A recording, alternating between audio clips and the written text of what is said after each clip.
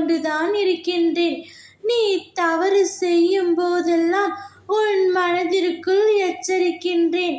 ஆனால் நீ என்னை பொருட்படுத்தாமல் உனக்கு என்ன தோன்றுகின்றதோ அதை மட்டுமே செய்கின்றாய். அது ஒரு நாள் தப்பாக போகும் பொழுது நீ அதற்கான கர்மத்தை ஏற்கின்றாய். தவறு செய்த நொடி வேண்டுமானாலும் உனக்கு சந்தோஷம் தரலாம். ஆனால் அது வாழ்க்கை முழுவதும் உனக்கு கஷ்டத்தை தான் தரும் தங்கமே.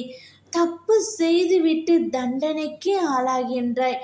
பிறகு என்னிடம் வந்து மன்றாடுகின்றாய். என்ன செய்வது? உன் மனதினுள் ஆசை என்ற மாயை சூழ்ந்து தவறுக்கு மேல் தவறு செய்கின்றாய். அந்த மாயை உனக்கே தெரியாமல் பல தவறுகளை செய்ய தூண்டுகின்றது. பின்பு அதற்கான வருத்தத்தை காலம் பதில் சொல்கிறது. கவலைப்படாதே என் தங்கமே. உனக்கான பாவ சுமையை நான் ஏற்கின்றேன். உனக்கான இன்பத்தை நான் உனக்கு கொடுக்கின்றேன். உண்மையான உறவுகளை பற்றியும் நீ புரிந்து கொள்ள வேண்டும். அதிலும் நீ மிகப்பெரிய தவறு செய்து கொண்டிருக்கின்றாய்.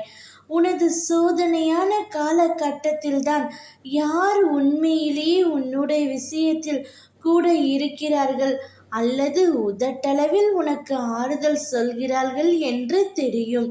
நீ முதலில் உண்மையான உறவை தேடிக்கொள் தங்கமே.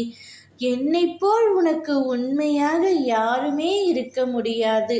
நான் மனித ரூபத்திலும் வந்து அவர்களை உனக்கு அடையாளம் காட்டுகின்றேன்.